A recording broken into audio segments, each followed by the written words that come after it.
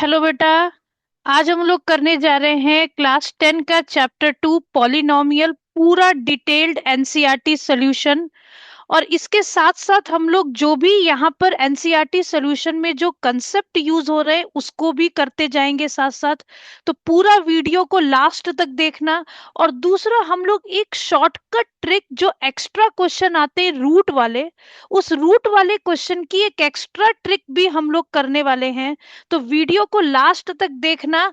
और इसमें एक एक चीज एनसीईआरटी का हम लोग पूरा डिटेल में करेंगे। सबसे फर्स्ट एक्सरसाइज में हम लोग स्टार्ट करते हैं तो थोड़ा सा क्लास 9th का अगर मैं हल्का सा कंसेप्ट रिवीजन लेते हुए जाऊं तो यहाँ पर बस इतनी सी बात हम लोगों को नीडेड होगी कि अगर मान लो कोई पॉलिनोमियल है तो उसकी डिग्री कैसे पता करते थे हम लोग। तो डिग्री पता करते थे हम लोग हाईएस्ट पावर से। डिग्री पता करते थे हम लोग हाईएस्ट पावर से। जैसे मान लो मैंने तुमको एक पॉलिनोमियल दे दिया x³ + 5x² + 7। मैं तुमसे पूछूं इसकी डिग्री कितनी होगी तो तुम बोलोगे इसकी डिग्री होगी 3। और जितनी डिग्री होती है उतने ही उसके मैक्सिमम जीरोज होते हैं। उतने ही उसके मैक्सिमम जीरोज होते हैं। अब अगर मान लो किसी पॉलिनोमियल को तुमको ग्राफ पर रिप्रेजेंट करा के दिया जाए तो तुम्हारे दिमाग में बस इतनी सी बात होनी चाहिए कि उस ग्राफ में तुमको देखना है एक्स एक्सिस और उस ग्राफ में तुमको देखना है वाई एक्सिस। कोई सा भी क्वेश्चन हो तुम्हारे दिमाग में बस तुमको ये देखना है कि जो भी ग्राफ बनाया गया है उस ग्राफ ने एक्स एक्सिस को कितने पॉइंट पर इंटरसेक्ट किया है। जितने पॉइंट पर उसने एक्स एक्सिस को इंटरसेक्ट किया है उस पॉलिनोमियल के उतने ही जीरोज होंगे और वही इंटरसेक्शन पॉइंट ही जीरोज भी होंगे। वाई एक्सिस पर कितनी बार कट किया है वो हमको नहीं देखना। तो हमसे फर्स्ट एक्सरसाइज में ये पूछा जाएगा कि आपको एक ग्राफ गिवन होगा और आपसे ये पूछा जा रहा है कि बताइए इसके कितने जीरोज होंगे। तो आपको सिर्फ एक्स एक्सिस को वॉच करना है। तो अब देखते हैं पहला क्वेश्चन क्या था हमारा। देखो क्वेश्चन सामने तुमको दिख रहा है, the graph of y is equals to p of x। The graph of y is equals to p of x for some polynomial p of x। तुमको अगर मान लो नहीं भी कुछ समझ में आ रहा तो बहुत ज्यादा दिमाग मत लगाओ वर्ड्स पर। Find the number of zeros. तुमको नंबर ऑफ जीरोस निकालने तो तुम सीधा सीधा बस एक ही काम करने वाले हो कि तुम एक्स एक्सिस को देखने वाले हो। ये तुम्हारा एक्स एक्सिस है। तुम एक्स एक्सिस को देखने वाले हो। एक्स एक्सिस पर इस ग्राफ ने कहीं भी कट किया क्या? नहीं कट किया, क्योंकि ये ग्राफ सिर्फ वाई एक्सिस को कट कर रहा है। एक्स एक्सिस को कट ये ग्राफ नहीं कर रहा है, सिर्फ वाई एक्सिस को कट कर रहा है इस पॉइंट पर। बिकॉज ये ग्राफ सिर्फ वाई एक्सिस को कट कर रहा है हम बोलेंगे कि इसके कोई जीरोस नहीं होंगे। अगला देखो, ये जो ग्राफ हमने यहां पर जो दिख रहा है मुझे, ये ग्राफ एक्स एक्सिस को इस पॉइंट पर इंटरसेक्ट करता हुआ दिख रहा है। एक पॉइंट पर, बिकॉज ये एक्स एक्सिस को एक पॉइंट पर इंटरसेक्ट कर रहा है हम बोलेंगे कि इसके कितने जीरोस होंगे? 1 जीरोस होंगे। नेक्स्ट देखो, नेक्स्ट तुमको दिख रहा है कि ये ग्राफ कितनी जगह पर इंटरसेक्ट कर रहा है? 1 2 3, 3 प्लेस पर इंटरसेक्ट कर रहा है। तो हम बोलेंगे इसके 3 जीरोस होंगे। सिर्फ एक्स एक्सिस को वॉच करना है। अच्छा, अगर टच करके भी निकल जाए ना तो भी उसको काउंट किया जाएगा। अब देखो यहां पर ये ग्राफ दो जगह कट कर रहा है। दो जगह कट कर रहा है तो कितने जीरोस होंगे? 2। यहां देखो 1 2 3 4, तो इसका आंसर कितना होगा? 4 जीरो। सिर्फ एक्स एक्सिस को आपको काउंट करना है। अब देखो यहाँ पे टच करके जा रहा है, टच करके जा रहा है, लेकिन वो भी पॉइंट काउंट होगा। मतलब ये पॉइंट काउंट होगा, ये पॉइंट काउंट होगा, ये पॉइंट काउंट होगा।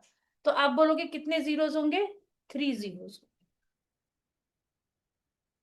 चैप्टर एक्सरसाइज 2.1 बहुत छोटी सी एक्सरसाइज है, आपको सिर्फ इतना सा यहाँ पर बताना था। नाउ एक्सरसाइज 2.2 में आपसे क्वेश्चन इस तरीके के पूछे जा रहे हैं जहां पर कि आपको जीरोस फाइंड करना है और वेरीफाई करना है relationship between zeros and coefficient. तो हल्का सा मैं यहाँ पर एक्सप्लेन कर रही हूं, एक बार ध्यान से देखिएगा। सपोज करो मैंने एक पॉलिनोमियल तुमको दिया, x square plus 5x minus 6, और मैं तुमसे ये बात बोलूं कि तुम इस पॉलिनोमियल के जीरोस निकालो। तो जीरोस निकालने का मतलब क्या है, मुझे इसका फैक्टराइजेशन करना है। फैक्टराइजेशन करने के लिए मुझे क्या दिखाई दे रहा है कि मुझे इसका मिडिल टर्म स्प्लिटिंग करना पड़ेगा।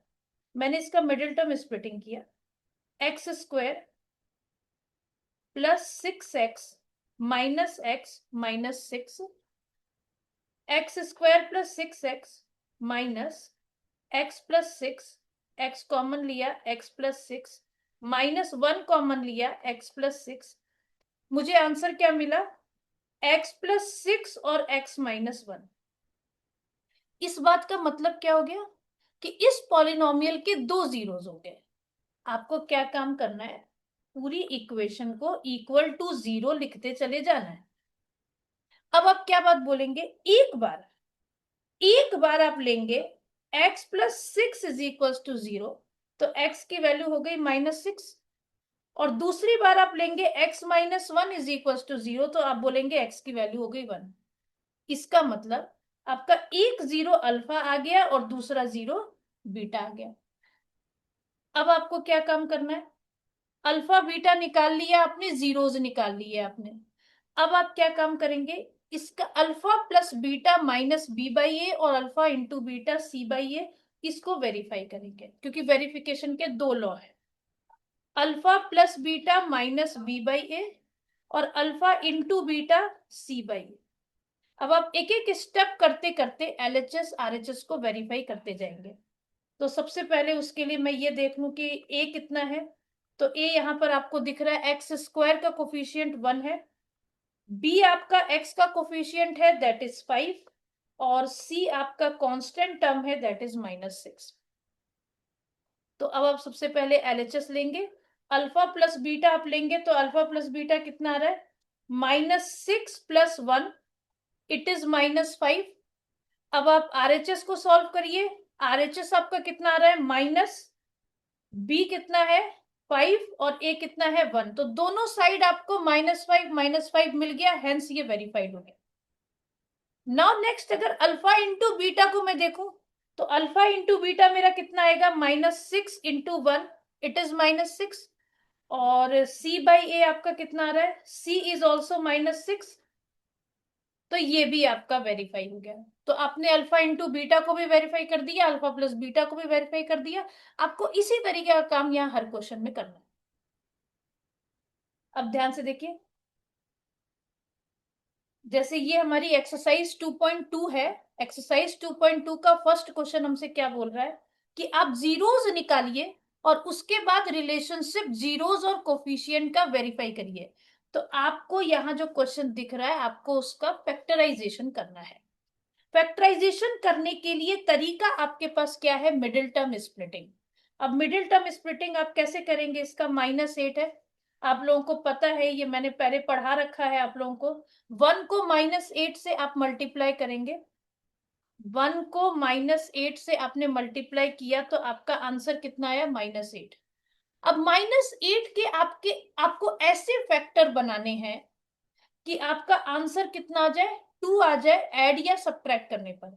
अब मैं ये कैसे सोचूं कि मुझे ऐड करना है सब्ट्रैक्ट करना है, तो आप ये देखो कि 8 के पहले कौन सा साइन है, 8 के पहले माइनस का साइन है, इसका मतलब आप यहाँ पर माइनस करके सोचेंगे 2 आना चाहिए, तो कुछ फैक्टर्स इसके बना लीजिए। 8 का फैक्टर 8 और 1 हो सकता है, 2 और 4 हो सकता है, और यहाँ आप नोटिस करेंगे कि 4 और 2 को आप माइनस करेंगे तो 2 आपको मिल रहा है। तो आप सीधा सीधा काम यहाँ पर क्या करेंगे, एक्स स्क्वायर -2 को आप बना दीजिए 4 - 2x -8। अब इसको सॉल्व करते जाइए, x square -4x, minus minus यहाँ ध्यान रखिएगा कि माइनस माइनस प्लस हो जाता है, +2x -8। अब आप क्या काम करेंगे, एक्स स्क्वायर -4x को एक ब्रैकेट में डालेंगे और 2x -8 को एक ब्रैकेट में डालेंगे। अब आप यहां से x को कॉमन ले लीजिए, नाउ इट इज x -4, और यहां से 2 को कॉमन ले लीजिए, इट इज x -4। अब आपको क्या बताया गया था मिडिल टर्म स्प्लिटिंग में कि आप x माइनस 4 को कॉमन ले लेंगे और बचेगा x प्लस 2। अब आप इनको वैल्यूज को इक्वल टू 0 कर देंगे। इक्वल टू 0 करते ही आपको क्या दिखाई देगा कि एक बार x की वैल्यू कितनी आ गई है बेटा, x माइनस 4 0 करते तो x की वैल्यू कितनी आ जाती, 4। और एक बार आप x प्लस 2 को इक्वल्स टू 0 करेंगे तो x की वैल्यू कितनी आ जाएगी, -2। इसका मतलब आपने अल्फा निकाल लिया है 4 और बीटा निकाल लिया है -2। अब वेरिफिकेशन के लिए, बिकॉज क्वेश्चन में आपको क्या बोल रहा था कि अब वेरीफाई करिए relationship between zeros and coefficient. तो आप जीरोज निकाल चुके हैं, अब कोफिशिएंट देखिए क्या क्या है, ए बी सी तीनों वैल्यूज निकाल लीजिए। ए कितना आ रहा है आपका, एक्स स्क्वायर का कोफिशिएंट 1 आ रहा है, बी कितना आ रहा है -2 आ रहा है, और सी कितना आ रहा है -8 आ रहा है। अब वेरिफिकेशन का लॉ क्या क्या है आपका, वेरिफिकेशन का लॉ ये है, alpha plus beta is equal to -b/a। और दूसरा लॉ क्या है आपका, अल्फा इंटू बीटा c/a। आप क्या काम करेंगे, अल्फा प्लस बीटा पहले आप डालते जाइए, 4 - 2, LHS को पहले आप सॉल्व कर लीजिए, 4 - 2 2 आ गया। अब आप RHS को सॉल्व कर लीजिए, माइनस b की वैल्यू यहाँ पर -2 है तो -2/1, इट इज ऑल्सो +2। तो आपका LHS भी 2 आ रहा है, RHS भी 2 आ रहा है। Now see, alpha into beta कर लीजिए, 4 इंटू -2, 4 इंटू -2 आपका -8 आ जाएगा, ये आपका LHS आ गया। RHS करिए, C की वैल्यू कितनी है, C की वैल्यू कितनी है, -8 अपॉन A कितना है 1, ये भी -8 आ गया। तो अल्फा इंटू बीटा भी आपका RHS और LHS क्या हो गया, इक्वल आ गए, तो ये वेरीफाई हो गया ना। बिल्कुल ऐसे ही आपको करना है सेकंड क्वेश्चन।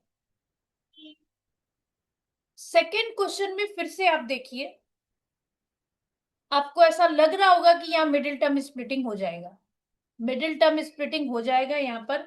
तो 4 और 1 को एस स्क्वायर का कोफिशियंट और कांस्टेंट, आप इन दोनों को मल्टीप्लाई करेंगे, 4 इंटू 1 कितना आ रहा है आपका 4। अब आप देखिए ये प्लस का 4 आ रहा है, अगर प्लस का 4 आ रहा है तो इसका मतलब आप समझ चुके हैं कि आपको फैक्टर ऐसे बनाने हैं जिनको ऐड करने पे 4 आना चाहिए। तो इसका मतलब 4 का फैक्टर हम 4 और 1 बना सकते हैं, 2 और 2 बना सकते हैं। और कौन सा ऐसा नंबर है जिसको की ऐड करने पे आपको 4 मिलता है, तो डेफिनेटली आपको 2 और 2 को ऐड करने पे 4 मिलता है, 4 और 1 को तो ऐड करिएगा तो 5 मिल जाएगा। तो अब आप यहां पर क्या काम करेंगे, 4s² माइनस, अब आप 4 को क्या लिख देंगे, 2 + 2 और s + 1।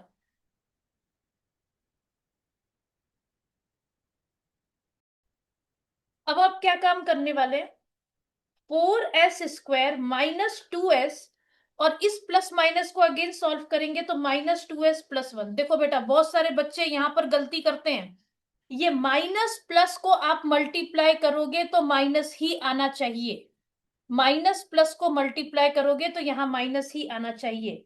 4s² -2s, और माइनस को कॉमन लेंगे, यहाँ पर 2s - 1 बचेगा।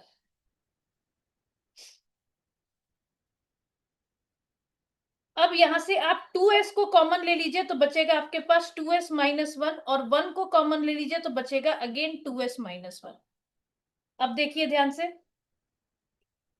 2s - 1 आपने कॉमन ले लिया और बचा 2s - 1 इक्वल्स टू 0। अगेन आप सेम प्रोसेस रिपीट करने वाले हैं, 2s - 1 इज इक्वल्स टू 0 करेंगे तो 2s की वैल्यू 1 आ गई, s की वैल्यू 1/2 आ गई। देखो बेटा वेरिएबल कोई भी हो सकता है, ये मत सोचना कि सिर्फ x होना चाहिए, वेरिएबल कुछ भी हो सकता है। s की वैल्यू 1/2 आ गई। सिमिलरली जब आप यहां भी इसको भी रखते तो भी आपका आंसर 1/2 ही आता। इसका मतलब आपके s का आंसर 2 बार 1/2 आ रहा है। इसका मतलब क्या हुआ कि मेरे पास अल्फा भी 1/2 है, बीटा भी 1/2 है। अब हम लोग ए बी सी यहां पर कांस्टेंट निकाल लेते हैं इक्वेशन को देख करके। तो इक्वेशन को देख करके तुमको दिख रहा है कि एस स्क्वायर का कोफिशिएंट 4 है, इसका मतलब ए तुम्हारा 4 हो गया। अब जो भी एस का कोफिशिएंट आएगा वही तुम्हारा बी है, तो बी तुम्हारा -4 आ गया। कांस्टेंट टर्म तुमको क्या दिख रहा है, तो कांस्टेंट टर्म तुमको 1 दिख रहा है, सी तुम्हारा 1 आ गया। अब वेरिफिकेशन के लॉ बना लो।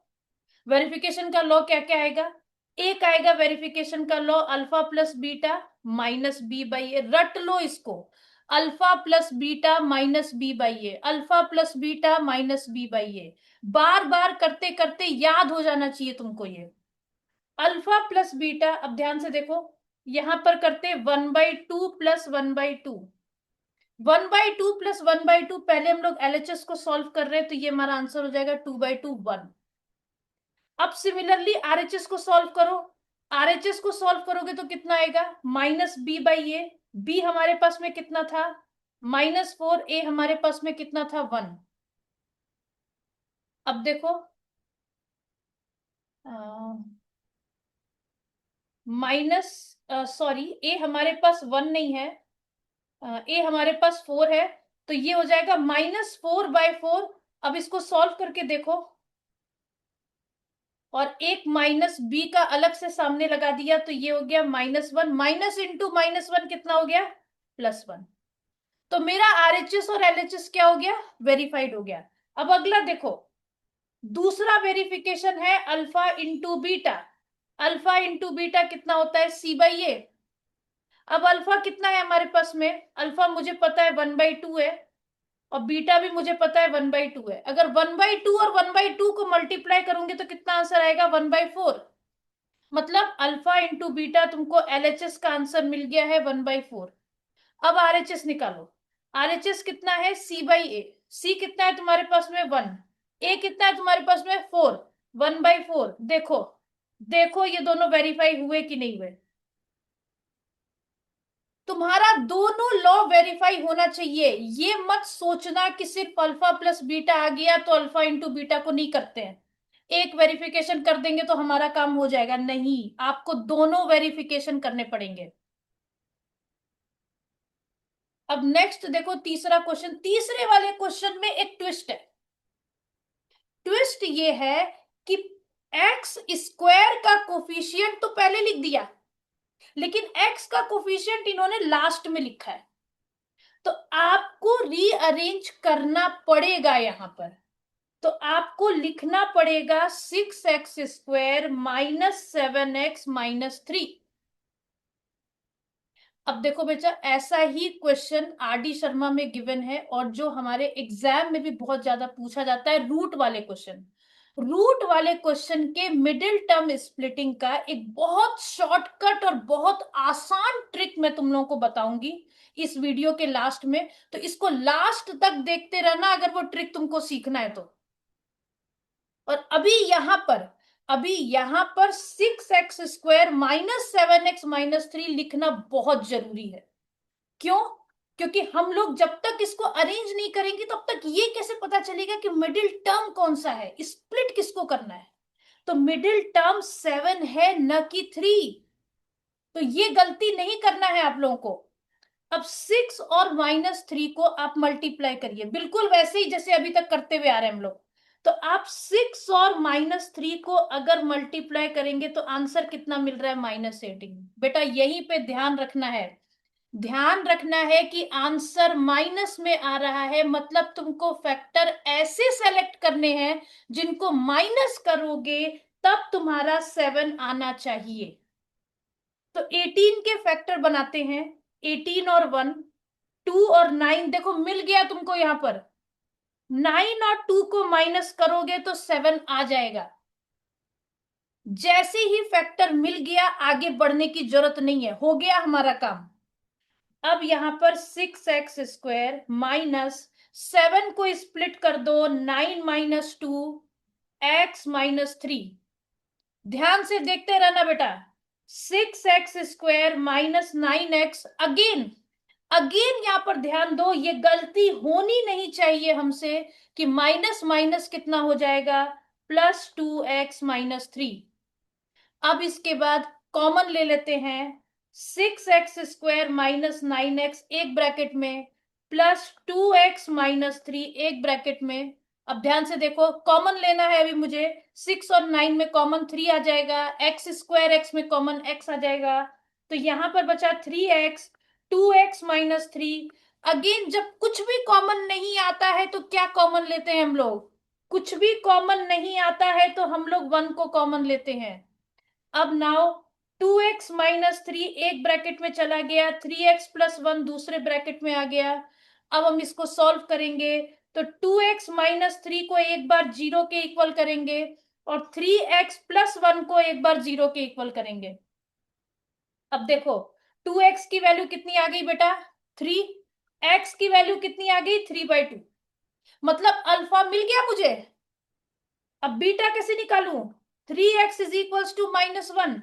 x की वैल्यू कितनी आ गई? -1/3। मतलब तुमको अल्फा भी मिल चुका है, बीटा भी मिल चुका है। अब बेटा अगर मान लो किसी बच्चे ने -1/3 को अल्फा बोल दिया और 3/2 को बीटा बोल दिया तो गलत हो जाएगा क्या? नहीं, ये गलत नहीं होगा। तुम्हारी चॉइस है, तुम किसी को भी अल्फा ले लो, किसी को भी बीटा ले लो। अब फटाफट यहां पर कोफिशिएंट निकालेंगे। ए की वैल्यू कितनी दिख रही है मुझे यहां पर? एक्स स्क्वायर का जो कोफिशिएंट है वही मेरा ए है, तो ये 6 आ गया। जो एक्स का कोफिशिएंट है वही मेरा बी है, तो ये -7 आ गया। और जो कांस्टेंट है वही मेरा सी है, तो ये -3 आ गया। अब हमको दो वेरिफिकेशन करने हैं, अल्फा प्लस बीटा -b/a। याद करो, इसमें गलती नहीं होनी चाहिए। Alpha plus beta -b/a, alpha into beta c/a। अब यहां पर वेरिफिकेशन जब हम लोग कर रहे हैं तो हम लोग बोल रहे हैं अल्फा प्लस बीटा -b/a। मेरे साथ साथ बोलते जाओ, तुमको याद ही हो जाएगा। Alpha into beta c/a। अब अल्फा की जगह हम लोग क्या लिख रहे हैं? 3/2 और -1/3। 3/2 और -1/3। देखो बेटा, फ्रैक्शन का जब भी एडिशन या सब्ट्रैक्शन करते हो एलसीएम लेके किया जाता है, तो ये गलती नहीं होनी चाहिए हमसे। एलसीएम लेकर के करेंगे, 3 और 2 का एलसीएम 6 आएगा। Now it is 9, plus minus minus यहां पर हो ही गया है, 9 - 2 इट इज 7/6। मतलब अल्फा प्लस बीटा तुमने एलएचएस निकाला है, अभी आरएचएस निकालना पड़ेगा। आरएचएस कितना आएगा? -b/a। बी तुम्हारे पास कितना था? चेक कर लो एक बार। b -7 था और a 6 था, तो यहां अगर हम -7/6 अगर लिखेंगे तो ये भी आंसर मुझे 7/6 दे देगा। पहला वेरिफिकेशन हमारा सही हो गया। अब हमको दूसरा वेरिफिकेशन भी करना है। पहला करके छोड़ मत देना, पहला करके छोड़ मत देना, दूसरा भी करना है। अल्फा इंटू बीटा, अब ध्यान से देखो, अल्फा बीटा हमारा कितना है? 3/2 और -1/3। तो 3/2 पहले एलएचएस लिख लेना। 3/2 और -1/3 को मल्टीप्लाई करोगे, 3 कैंसिल हो गया, बचा कितना? -1/2। ये एलएचएस है। अब हम क्या करने जा रहे हैं? आरएचएस। ऐसे अलग अलग लिख के करना पड़ेगा आपको। वेरिफिकेशन में हमेशा एलएचएस अलग लिखा जाता है, आरएचएस अलग लिखा जाता है। अब देखो c/a, सी कितना है हमारा? वापस देखो, सी कितना था? -3, ए कितना था? 6। अब हम यहाँ पर क्या करेंगे? -3 और 6 कट करो इसको। जहां जितना रिड्यूस हो सकता है उतना रिड्यूस पहले करना है हमको। -1/2। अब देखो दोनों सेम वैल्यू आ गई, इसका मतलब ये भी वेरीफाई, ये भी वेरीफाई, मतलब मैंने आंसर सही निकाला है। और यहाँ वेरिफिकेशन के भी नंबर हैं अलग से और जीरोस निकालने के भी नंबर अलग से हैं, तो आप कोई भी स्टेप अगर छोड़ोगे तो नंबर कटेंगे। अब ध्यान से देखो बेटा, अब ये एक डिफरेंट टाइप का क्वेश्चन है। ये एक डिफरेंट टाइप का क्वेश्चन आया। करना तो फैक्टराइजेशन ही है, करना फैक्टराइजेशन ही है जीरोस निकालने के लिए, लेकिन यहां मिडिल टर्म स्प्लिटिंग होता जैसा मुझे दिखाई नहीं दे रहा। क्यों नहीं दिखाई दे रहा? क्योंकि इसमें 3 टर्म ही नहीं है। करेंगे कैसे? तो इसमें मिसिंग क्या है, इसमें ए है, बी है, लेकिन इसमें सी तो है ही नहीं। तो तुम अपने माइंड में सेट कर लो कि अगर कभी सी तुम्हारे क्वेश्चन में से मिसिंग आ जाए और तुमको बोला जाए कि इसका तुम क्या नाम है जीरोस निकालो, तो तुमको क्या करना है, वहां पर कॉमन लेना है। ये अपने माइंड में तुमने सेट कर लिया है कि ऐसी सिचुएशन में तुमको कॉमन ही लेना है। अब कॉमन क्या ले यहां पर, तो देखो इन दोनों टर्म में क्या कॉमन आ रहा है, 4u² प्लस 8u में क्या कॉमन आ रहा है। सबसे पहले कोफिशियंट में से कॉमन ले लो, 4 और 8 में से कॉमन क्या आता है, 4। तो यहां से 4 को कॉमन ले लो। u² और u में से कॉमन क्या आ रहा है, u आ रहा है। तो बचा तुम्हारे पास u+2। अब देखो ये क्वेश्चन पहले वाले क्वेश्चन से ज्यादा इजी है। कैसे, क्योंकि यहां तो ऑलरेडी फैक्टराइजेशन हो गया, पहले स्टेप में ही फैक्टराइजेशन हो गया तुम्हारा। अब एक ब्रैकेट तुम्हारा 4u बन गया और दूसरा ब्रैकेट तुम्हारा u+2 बन गया। अब इसको इक्वल्स टू 0 करो। अब एक बार 4u को 0 के इक्वल करोगे तो देखो u तुम्हारा आएगा 0/4। अब बच्चे यहां पर बहुत कंफ्यूज होते हैं कि 0/4 की वैल्यू में क्या लिखूं, नॉट डिफाइंड लिख दूं क्या, नहीं। जब तक जीरो डिनोमिनेटर पे नहीं होगा तब तक नॉट डिफाइंड नहीं लिखना है। तो 0/4 का आंसर मेरा 0 ही आएगा। इसका मतलब मुझे अल्फा मिल गया 0। अब इसके बाद u+2 अगर मैं 0 लिखूंगी तो u की वैल्यू -2 आई। मतलब तुमको क्या समझ में आ गया कि अल्फा तुम्हारा 0 है और बीटा तुम्हारा -2 है। तुमने अल्फा बीटा निकाल लिया। अब यहां इस क्वेश्चन को देख के बताओ कि a, बिकॉज x² का कोफिशियंट, या मैं बोलूं बिकॉज यहां पर x तो है ही नहीं, तो u² का कोफिशियंट क्या हुआ, 4। u का कोफिशियंट क्या है, 8। और c तो यहां है ही नहीं, तो c की जगह आप क्या लिखेंगे, 0। अब वेरिफिकेशन शुरू करिए। अब आपके पास अल्फा भी है, बीटा भी है, ए भी है, बी भी है, सी भी है। अब रूल याद करके बताइए फटाफट, अल्फा प्लस बीटा कितना था, -b/a। अल्फा प्लस बीटा कितना था, -b/a। अल्फा कितना है, 0। बीटा कितना है, -2। अब सबसे पहले एलएचएस को सॉल्व करेंगे। एलएचएस को सॉल्व करेंगे, 0 -2 कितना आ गया, -2। अब आ जाइए आरएचएस पर। आरएचएस पर आएंगे आप तो -b/a। -b/a, बी आपका कितना था एक बार चेक कर लीजिए, बी आपका 8 है, ए आपका 4 है। तो यहां आप डालेंगे -8/4, कैंसिल करके देखिए -2 है आपका। हमेशा हमेशा अल्फा प्लस बीटा -b/a के इक्वल आ ही जाएगा। अगर नहीं आ रहा है तो तुमने कुछ मिस्टेक करी है, वो तुमको ढूंढनी है। अब दूसरा वेरिफिकेशन देखेंगे, अल्फा इंटू बीटा c/a। अब फिर से वही काम करो, एलएचएस लो, एलएचएस लो। एलएचएस कितना है तुम्हारा, अल्फा इंटू बीटा। अल्फा तुमको मालूम है 0 है, बीटा तुमको मालूम है -2। 0 और -2 को मल्टीप्लाई करो। अब ये मत बोल देना कि -2 आंसर आएगा। 0 से किसी भी नंबर को मल्टीप्लाई करते हैं तो आंसर कितना आता है, 0। अब दूसरा लिया हमने, आरएचएस लिया है c/a। सी कितना है हमारा, तो देखो सी कितना है, सी 0 है और ए कितना है, 4 है। अब ये आया 0/4, अगेन वही बात हो गई, अगेन वही बात हो गई। न्यूमरेटर में 0 है, न्यूमरेटर में 0 है तो मेरा आंसर 0 ही आएगा। तो यहां भी 0, यहां भी 0। इसका मतलब ये दोनों भी वेरीफाई हो गए, ये दोनों भी वेरीफाई हो गए।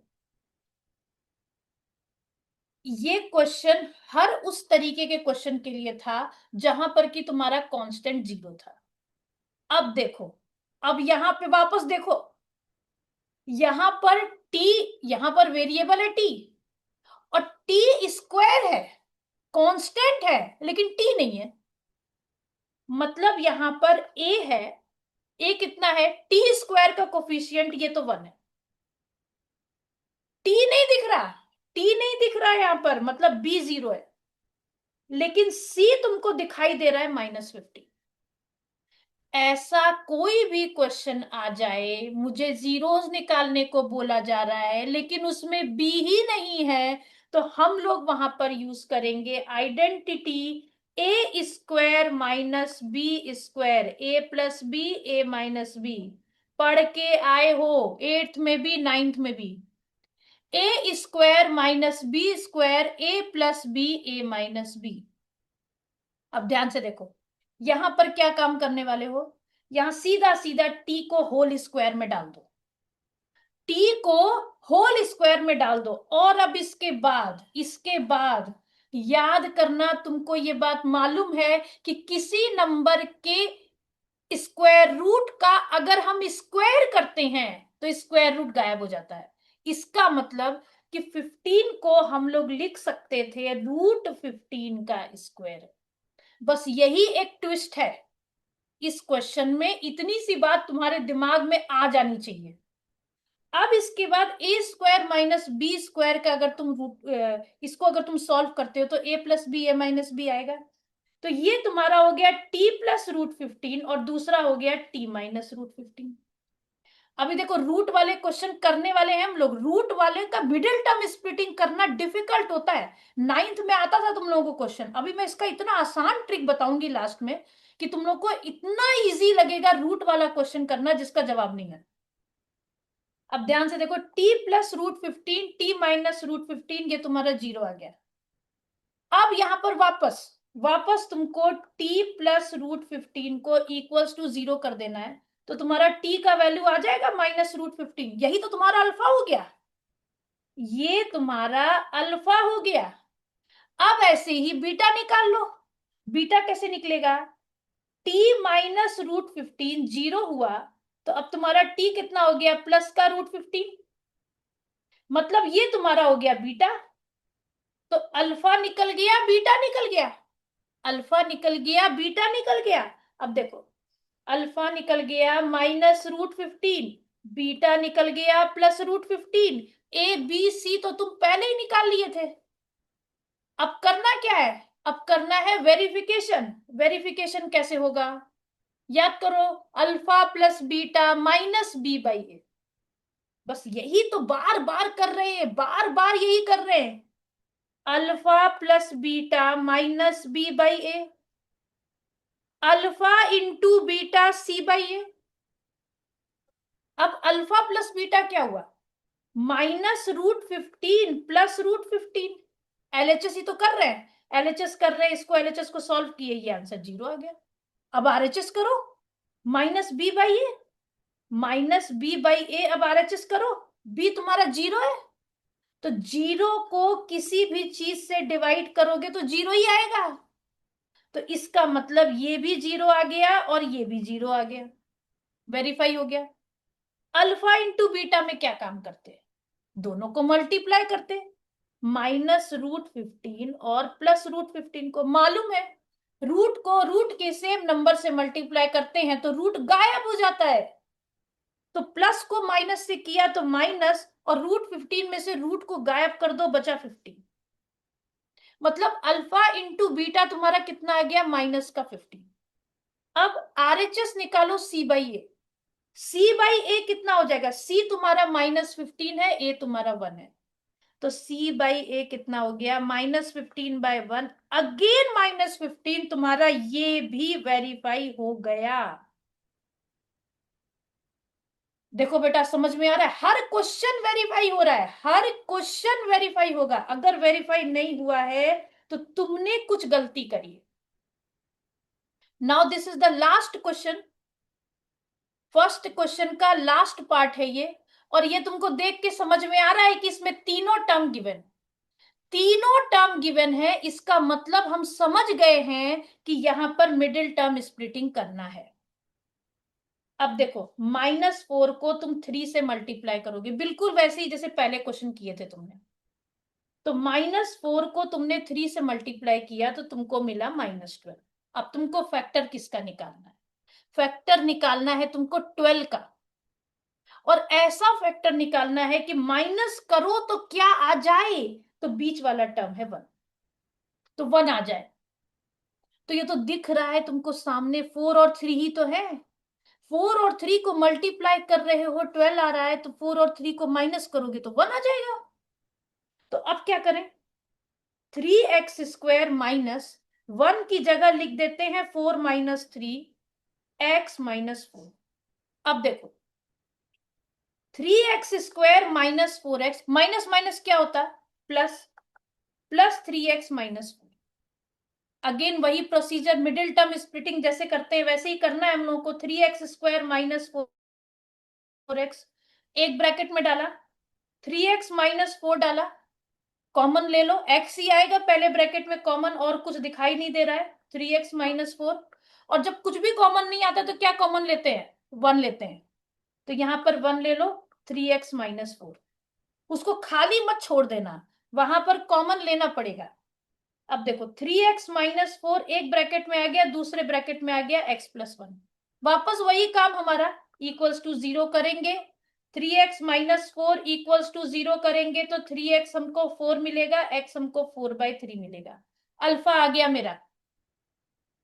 बीटा कैसे निकाले, x+1 0 किया, x की वैल्यू -1 डाली, बीटा भी आ गया मेरा। अब ए बी सी ऑलरेडी ये अरेंज है, पहले स्क्वायर का टर्म है, फिर एक्स का टर्म है, फिर कांस्टेंट है, तो सीधा यहां से ए निकाला जा सकता है। ए हमारा 3 है, b-1 है, c-4 है। अब वेरिफिकेशन करते हैं। वेरिफिकेशन करने के लिए पहला रूल अब तक तो याद ही हो गया होगा तुमको, alpha plus beta minus b/a, alpha into beta c/a। अब देखो अल्फा प्लस बीटा क्या करना है, अल्फा प्लस बीटा यही तो अल्फा था पहला वाला, 4/3। तो अब तुम 4/3 और -1 करो, ये मत सोचना मैं माइनस कर रही हूं, बिकॉज बीटा की वैल्यू -1 है इसलिए वहां पर माइनस लिखा है। तो अब ये 3 आया, ये 4 बचा, और यहाँ 3 आया, इट इज 1/3। अब हम क्या करते हैं, आरएचएस को सॉल्व करते हैं, -b/a, -b/a। b कितना है हमारा, b है -1, a है 3, b है -1, a है 3। आ गया क्या बेटा, आ गया क्या, देखो, देखो आ गया, 1/3 और 1/3 दोनों सेम आ गए। Now see, alpha into beta c/a। अब देखते हैं अल्फा इंटू बीटा भी सेम आ रहा है क्या। अल्फा कितना था, 4/3, बीटा कितना था, -1। मल्टीप्लाई करते हैं, एलएचएस को सॉल्व कर रहे हैं अभी, -4/3।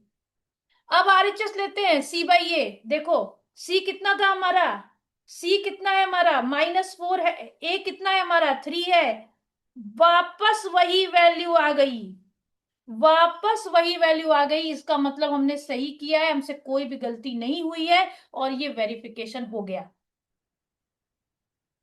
ये पूरा हमारा क्वेश्चन 1 जो था, इस क्वेश्चन 1 में हमको ये बताना था कि जीरोस कैसे निकालेंगे और दोनों वेरिफिकेशन कैसे करेंगे। जो अगला हमारा क्वेश्चन नंबर 2 है, वहां पर हमको क्या गिवन है, सम ऑफ जीरोस गिवन है, प्रोडक्ट ऑफ जीरोस गिवन है।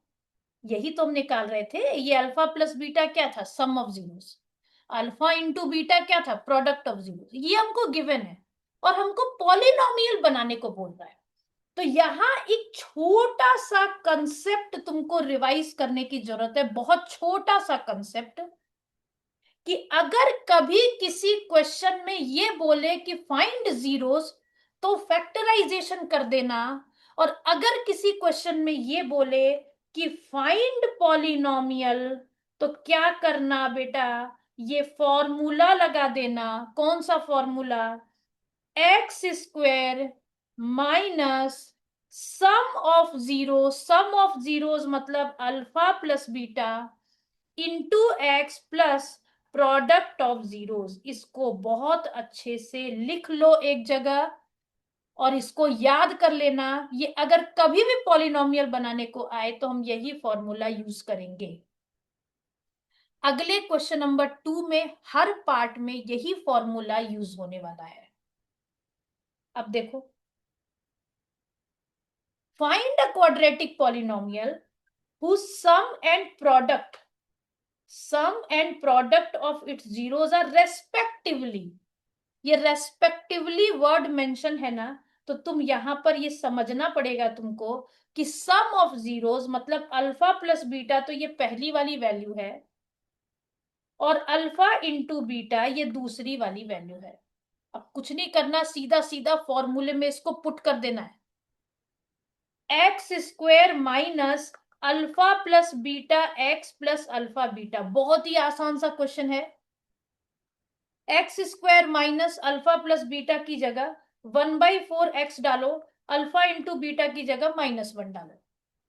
सीधा सीधा आंसर लिखना है, सीधा आंसर लिखना है तुमको, एक्स स्क्वायर -1/4 एक्स-1। अब देखो, क्या तो ऐसे ही छोड़ दो, नहीं तो सबसे बेटर ऑप्शन ये है कि कभी भी हमको फ्रैक्शन में लिखना एडवाइजेबल नहीं है, तो आप फ्रैक्शन में अगर ये नंबर आ रहा है 4, तो इंटायर इक्वेशन को 4 से मल्टीप्लाई कर दो। इंटायर इक्वेशन को 4 से मल्टीप्लाई कर दोगे तो तुमको मिलेगा 4x² माइनस एक्स माइनस 1। अब तुम कुछ बुक्स में देखोगे कि यहां पर इस फॉर्मूले को बनाते समय यहां पर k से मल्टीप्लाई कर देते हैं। k से मल्टीप्लाई करने का मतलब यही है कि हमने यहां पर 4 से मल्टीप्लाई कर दिया, क्योंकि मुझे मेरा नंबर फ्रैक्शन में नहीं चाहिए था। बात समझ रहे हो बेटा? तो ये मेरा आंसर हो गया।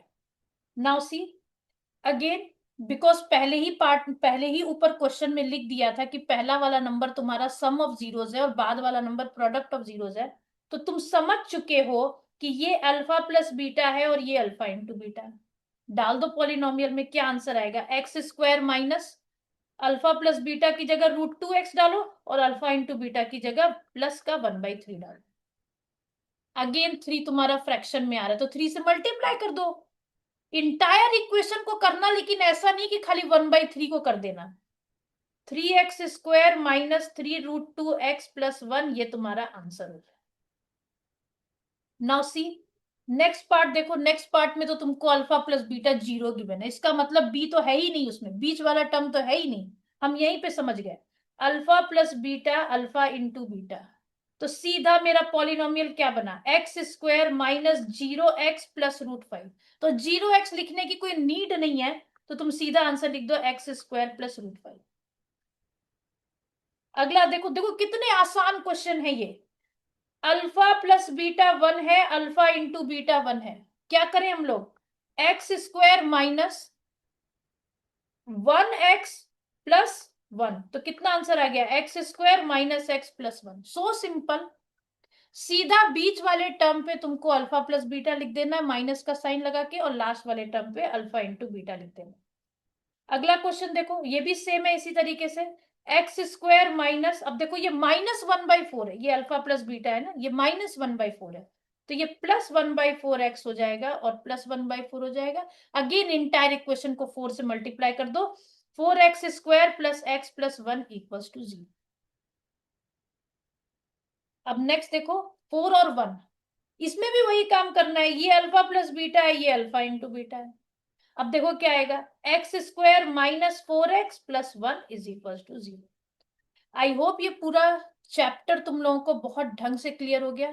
अब मैंने तुमको क्या बात बोली थी, मैंने तुमको ये बात बोली थी कि मैं तुमको लास्ट में एक रूट का क्वेश्चन करवाने वाली हूँ, जो क्वेश्चन हमको बहुत परेशान करता है, तो एक बार उस क्वेश्चन को देख लेते हैं।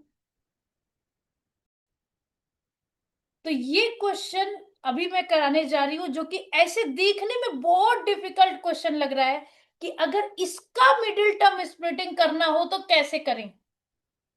तो इसका मिडिल टर्म स्प्लिटिंग करना बहुत आसान है बेटा, बस तुमको इतना सा काम करना है कि जो इसके कोफिशिएंट है 5 और 8, उनको मल्टीप्लाई कर दो। 5 इंटू 8 कितना आ जाएगा, 40। अब क्या काम करो कि जो नंबर रूट के अंदर है, जो नंबर रूट के अंदर है उससे डिवाइड कर दो।